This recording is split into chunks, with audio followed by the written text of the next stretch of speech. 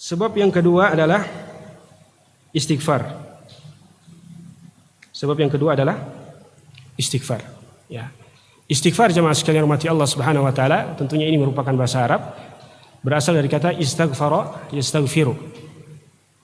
Sebagai bocoran bahwa ketika Anda menemukan bahasa Arab yang diawali dengan alif, sin dan ta, istaghfara, maka ini menunjukkan adalah yadullu ala talab, menunjukkan bahwasanya ada permintaan di situ. Istaghfara artinya meminta maghfirah. Meminta maghfirah, istansaha, meminta nasihat. Makanya Nabi SAW mengatakan, wa idza stansahaka fansahhu. Apabila dia meminta nasihat, istansaha, maka berikanlah nasihat tersebut. Pun dengan istighfar. Istighfar artinya meminta maghfirah. Nah, pertanyaannya maghfirah itu apa? Maghfirah secara bahasa diambil dari kata mighfar. Maghfirah secara bahasa diambil dari kata mighfar. Mighfar itu artinya helm yang digunakan oleh jaish, tentara perang. Ya, ketika orang mau perang maka dia menggunakan helm sebagai pelindung. Ya. Dan mighfar itu fungsinya dua. Mighfar itu fungsinya dua. Yang pertama menutupi wajah, kepala dan seterusnya. Fungsi kedua adalah melindungi.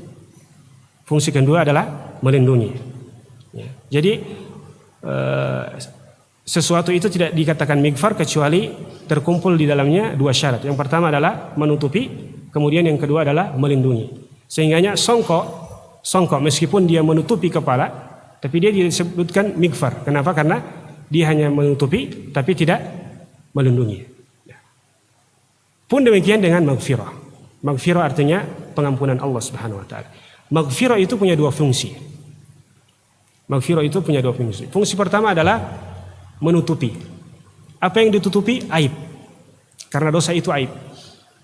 Makanya dengan istighfar, orang yang banyak-banyak istighfar, salah satu manfaatnya adalah Allah Subhanahu wa taala tutup aibnya, tutup dosanya. Baik di dunia maupun di akhirat. Ini fungsi pertama daripada istighfar. Kemudian yang kedua, fungsi daripada istighfar adalah melindungi. Ya. Melindungi daripada apa? Daripada efek daripada dosa tersebut. Karena dosa itu sebagaimana kita sebutkan bahwasanya dosa itu punya efeknya baik di dunia maupun di akhirat. Di dunia seperti yang kita sebutkan tadi, rizki bisa terhalangi karena dosa. Bahkan salaf mengatakan, inni la ara atharal ma'siyah fi ahli wa dabbati. Sungguh aku melihat pengaruh efek daripada maksiat itu pada keluargaku.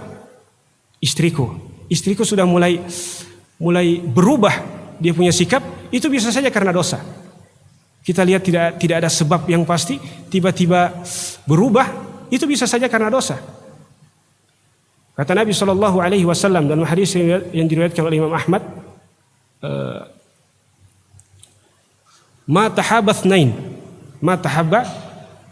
ithnan fa furriqa bainahuma illa li dhanbin asaba ahaduhuma. Nah, ini penting.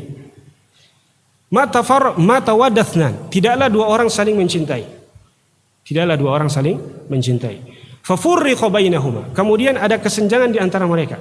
Ada jarak di antara mereka, berselisih atau saling marah, ya. Itu sebabnya apa kata Nabi SAW? Illa lidzanbin asaba ahaduhuma. Kecuali karena dosa yang dilakukan oleh salah seorang mereka atau kedua-duanya. Ya. Bahkan bukan hanya pada keluarga saja, para salaf mengatakan ketika Anda melihat tamarrud itu hewan kalau tidak berdengar, ya. Tamarrud itu membangkang, ya. Karena dulu kendaraan orang-orang dulu bukan motor, bukan juga mobil. Dulu kendaraan orang dulu itu apa? Hewan tunggangan. Kata mereka, ketika Anda mulai mendapati hewan tunggangan Anda mulai tidak berdengar dan seterusnya, maka ketahui itu bisa saja karena dosa. Itu bisa saja karena dosa. Pun demikian mungkin dengan motor. Ya, motor sudah full bensinnya, ya, mesinnya kita cek baik-baik saja, tapi tiba-tiba ada kerusakan tiba-tiba, itu bisa saja karena dosa. Ya.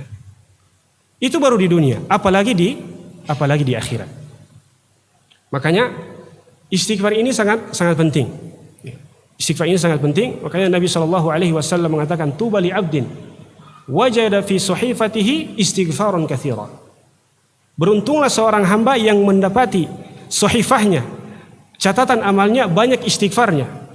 Kenapa? Karena dengan istighfar ini dia bisa menutupi aib-aib yang kita lakukan, juga melindungi kita daripada efek daripada dosa yang kita lakukan.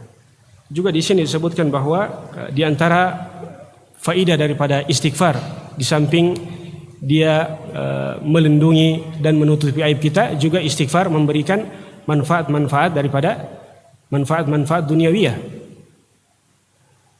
Kata Allah Subhanahu wa taala tentang Nabi Nuh alaihi salam, faqultu astaghfiru rabbakum innahu kana ghaffara yursilis samaa 'alaikum midrara wa yumdidukum bi amwali wa banin wa yaj'al lakum jannatin wa yaj'al lakum anhara. Kata Nabi Nuh alaihi salam kepada umatnya, faqultu astaghfiru rabbakum, aku katakan kepada kalian, istaghfiru rabbakum, beristighfarlah kepada Allah Subhanahu wa taala. Innahu kana ghaffara, karena sesungguhnya dia Maha Pengampun. Yursilis samaa 'alaikum midrara, di antara manfaat daripada istighfar adalah yursilis samaa 'alaikum midrara. Allah Subhanahu wa taala akan bukakan rizki dari langit berupa hujan. Wa yumdidukum bi anwalin wa banin, dan Allah Subhanahu wa taala akan berikan kepada kalian, anugerahi kepada kalian harta disebabkan istighfar, wa banin, dan anak-anak.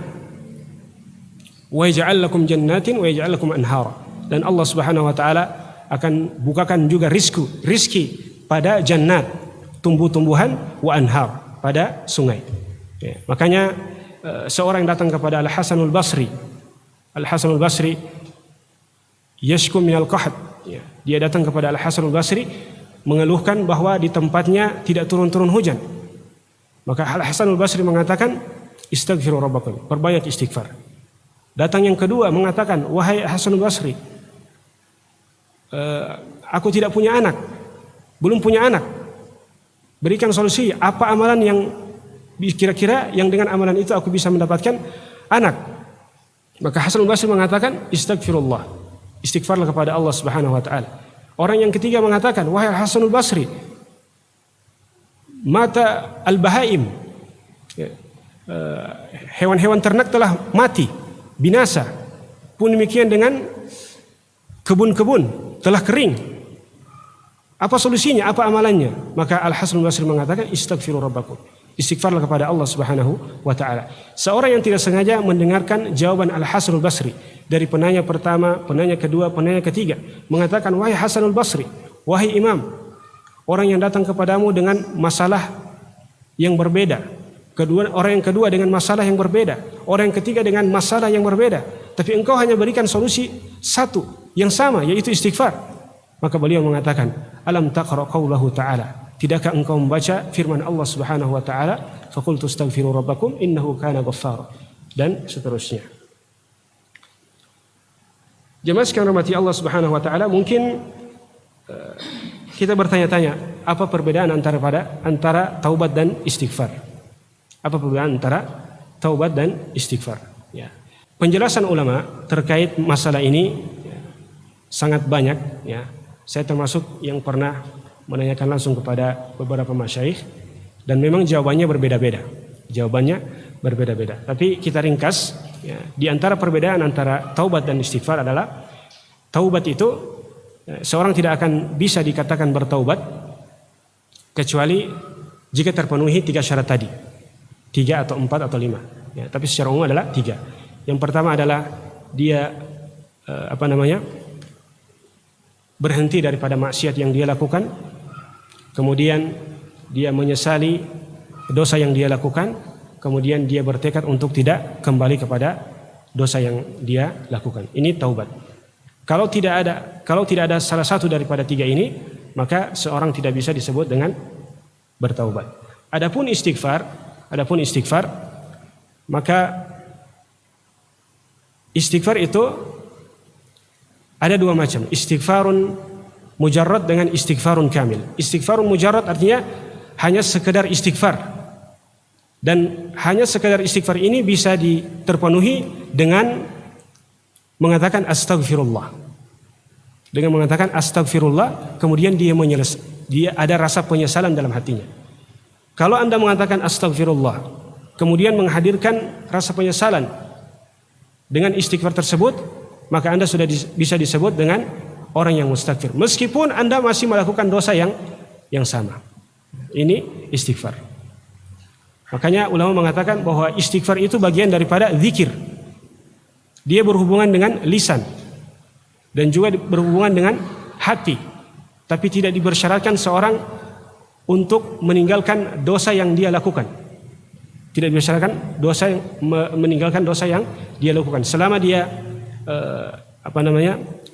dia mengatakan astagfirullah atau Allahumma gfirli dzanbi, kemudian ada rasa penyesalan di dalam hatinya, ya, maka ini sudah disebut dengan mustakfir. Ya. Dan ini memang ada sebagian dosa yang seorang tidak bisa atau belum mampu untuk meninggalkannya secara total.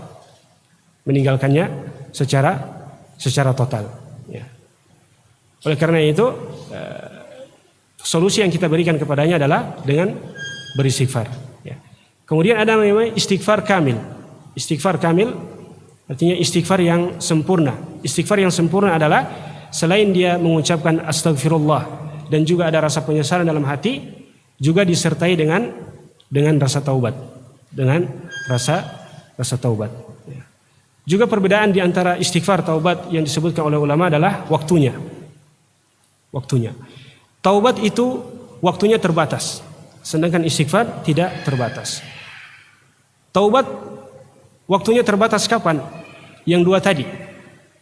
Sebelum orang meninggal, ketika orang meninggal, kemudian terbit matahari dari barat ke timur. Kalau sudah ada dua waktu ini, maka taubat seseorang tidak akan diterima. Beda dengan istighfar. Istighfar hatta orang yang sudah meninggal itu masih bermanfaat. Bagaimana caranya? Orang lain yang mengistighfarkan dia. Orang lain yang mengistighfarkan untuk dia atau mengirimkan istighfar untuk dia.